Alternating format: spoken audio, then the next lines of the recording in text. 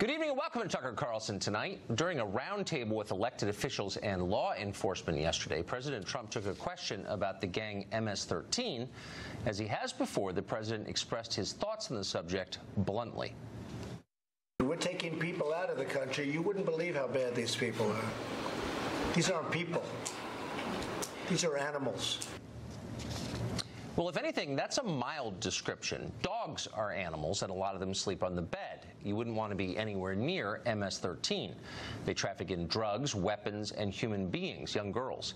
Unlike animals, they kill for fun, often with machetes. They terrorize the poor and the vulnerable. They've made El Salvador the most dangerous country in the world. There is literally no defending them, and yet the left is defending them. Here's how the New York Times described what the president said, quote, Trump lashed out at undocumented immigrants during a White House meeting, calling those trying to breach the country's borders animals. Over at Jeff Bezos' vanity publication, The Washington Post, there was this, quote, Trump evokes an ugly history of dehumanization. So the president is a Nazi for criticizing a violent street gang. Newspapers haven't been this yellow since they started the Spanish-American War. For her part, over at the House, Minority Leader Nancy Pelosi raced to the nearest microphone to defend the dignity of MS-13. Watch this. We're all God's children. There's a spark of divinity in every person on earth. And so when the President of the United States says about undocumented immigrants, these aren't people, these are animals, you have to wonder, does he not believe in the spark of divinity, the dignity and worth of every person?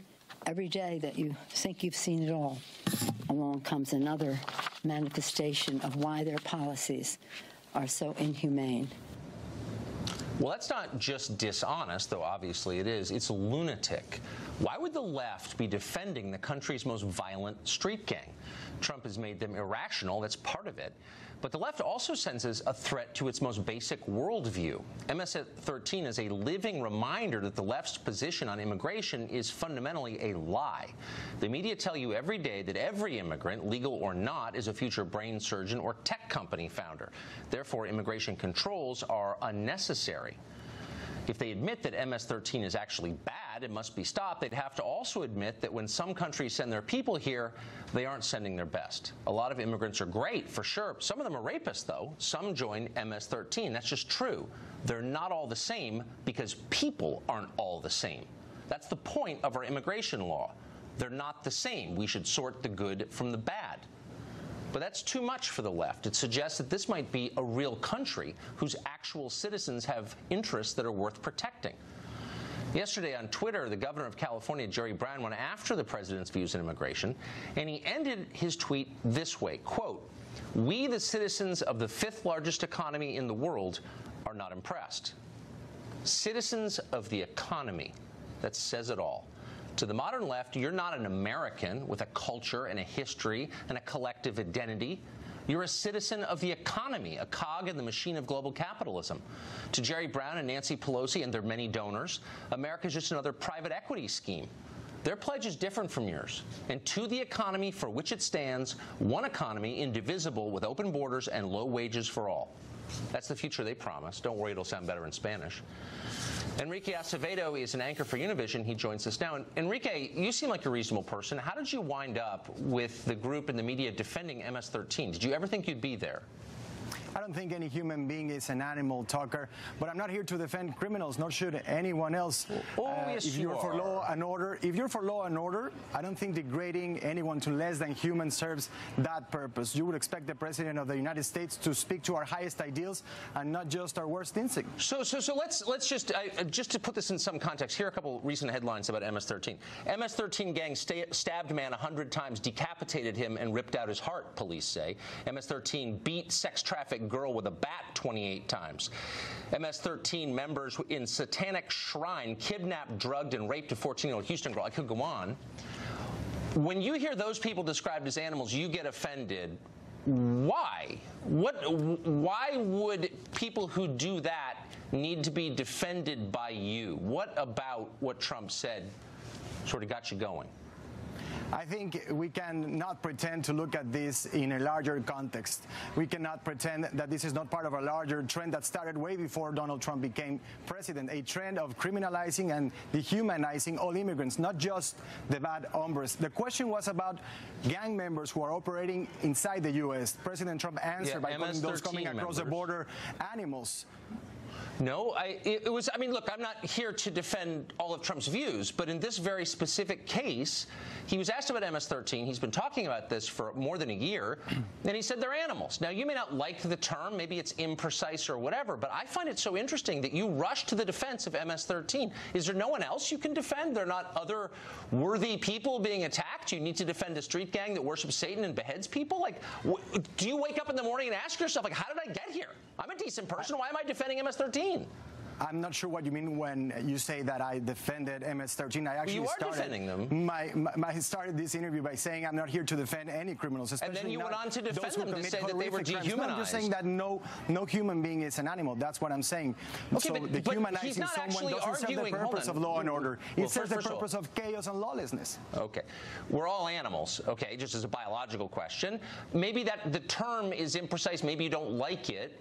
But you're rushing to the defense, and it's not just you. It's John Harwood at the New York Times. It's the entire media establishment and the Democratic Party is unable to admit that there are immigrants who shouldn't be here. They're horrible. They kill people, especially the poor and the vulnerable, and MS-13 is the embodiment of that. And I think we agree on that point. There are a lot of bad apples inside the immigrant community. That's why President Trump and Jeff Sessions should work with the Hispanic community to try to root those bad apples out of their neighborhoods. Wait, and not just what do you mean the Hispanic to withhold community? Federal funding from sanctuary cities so they won't report crimes and they'll be afraid of going to the police. The Hispanic community doesn't have a monopoly on the concerns of all Americans of all colors and backgrounds, ethnicities, about crime. It has nothing to do with Hispanic or black or white. It's Americans don't want animals like this in the country. And again, I just ask you, why did it bother you when he said that?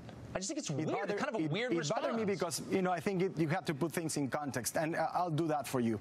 Okay. The context here has to do with a larger trend, with President Trump calling Mexican immigrants rapists and then calling some white nationalists very fine people. The context here has to do with President Trump pardoning Arpaio and canceling DACA. The context here has to do with a constant conflating of immigration and criminality. When have you heard someone in the Trump administration say something positive about immigrants? Well, I don't know. I mean, the fact that many of them are immigrants, first-generation immigrants, or they have benefited from. Okay, first of all, they have whatever. They're not required by the Constitution to complement immigrants. Sorry. Second, you may not agree with all of his policies, but in this, again, this specific case, he's criticizing people who are evil and are killing, once again, the poor and the defenseless. And you've been driven so crazy by Trump that you can't even accept that as true. If I attack Charles Manson as an animal, does that bother you? Of course not. And you know what? I agree with President Trump. Why? Because he's not an immigrant or Hispanic? The criminals should be deported. But guess what? Last year, ICE arrests were up by 30%, and the larger percentage of that increase had to do with non-criminal immigrants. So if they want to get rid of the bad hombres, instead of separating families, they should focus on that and not deport a larger number of people who have no criminal records. Wait, why don't we look? People who are here illegally should be deported. That's what the law says. If you don't like the law, change it in the Congress.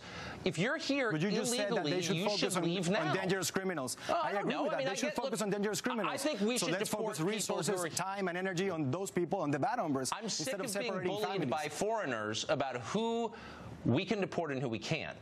Our law says if you're here illegally, we get to deport you, period. I'm sure a lot of good people would be deported if we did that. I'd feel sad about it, but that's our law. The law also says that you're entitled to request asylum, and we were also criticizing that last week when the caravan came to the border. That's our law, and foreigners have no right to weigh in on our asylum laws because they're not voters or citizens. We get to decide. But final question. Why does it not bother you when I call Charles Manson an animal, but it does bother you when Trump calls MS-13 animals? It bothers me when any criminal commits such horrific acts of criminality, and I see how people can be deeply affected by them. But I don't think that degrading someone to less than human serves the purpose of law and order. President Trump seems to understand very well what speaks to the Trump base. But he's not the president of the Fox News audience. He's also the president of the Univision audience. And he's not speaking to the anxieties and the concerns of Hispanics. Really? So who do you you speak for all Hispanics? No, of course not. Are you the appointed leader of Hispanics now? How'd you get that job? Were you elected to it?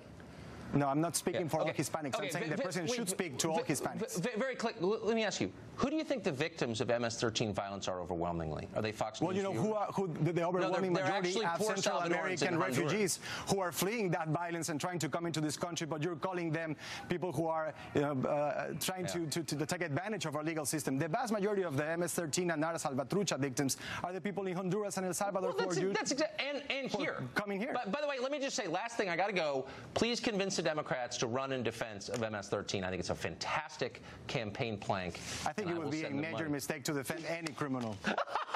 But you do anyway. Thank you. Great to see you tonight. I appreciate it. Thank you, Tucker. Well, even when the media admitted that President Trump was, in fact, talking about MS-13, they couldn't stop themselves from defending MS-13. CNBC's John Harwood weighed in on Twitter, as he often does. Quote, however repugnant their actions, he said, speaking of the banalities for which he is famous, MS-13 gang members are human beings, in my humble opinion. CNN's Ana Navarro went farther, of course. He does things like call immigrants animals. The defense is that he was following up by a statement of a sheriff saying that this is MS-13. He was just talking about MS-13. Good enough? No, not good enough. And it is a very slippery slope when you start dehumanizing people this way. It's what the Nazis did. It's what slave owners did. It's not what Americans do. America's moral voice, Ana Navarro, speaking from CNN. Larry O'Connor is associate editor of the Washington Times, and he joins us tonight. That's not what Americans do. Yeah, that's what I've Larry heard. Says Ana Navarro at CNN. You know, that's what the Nazis did. I don't expect much from Ana Navarro. You know what I found most telling about that clip? Chris Cuomo calling what Donald Trump said. You know, he says his defense is he was talking about MS-13. It's not his defense. It's the fact. It's the truth. He wasn't defending himself. That was actually the truth that the media didn't report. But for Chris Cuomo to act like, oh, gosh, how can this be? How can you talk about MS-13? You know, it's like saying that I can't discern from the Gambino crime family and Chris Cuomo or any other Italian American. Or exactly right. It's outrageous. And this is my biggest problem. As you said, you're seeing Nancy Pelosi and Chuck Schumer and all these other people who are condemning the remarks based on a lie. And now, 24 hours later, you'd think you'd see some retractions. Think you'd see some corrections. And the best they've got is, well, even MS-13 deserves to not be dehumanized. You know, if you can't call MS-13 gang members animals, if you can't call them out on their repugnant, repulsive behavior, you've surrendered your ability to make any moral judgments in our society. So the first draft, and I don't do too many media segments because obviously they're just dumb and they're an arm of the Democratic Party, but the first draft of their story said that Trump had attacked undocumented immigrants. Yeah, migrants. They right, said migrants or many who cross the border. So that was a Democratic Party talking point. It was a flat out. Absolute total lie. And it was CNN, New York Times, Washington Post, ABC News, NBC News, C-SPAN. Even C-SPAN, who pretends to be completely down the middle, I think usually they are, they did the same thing. So why shouldn't these be reporters' in-kind contributions to the Democratic National Committee? That's a great question. Or maybe they should have, Associated Press, by the way, the only ones that I've seen who fully retracted it and deleted their tweets. But why aren't they called up on any kind of ethics question? But Jeff Bezos' paper didn't retract it? No, I haven't seen any retraction from them. They've said further context, suggesting that it was out of context, but it wasn't out of context that they took the president. They lied about what the president said. A complete misrepresentation. Larry O'Connor, always great to see you. Great to see you, Tucker. Thank you.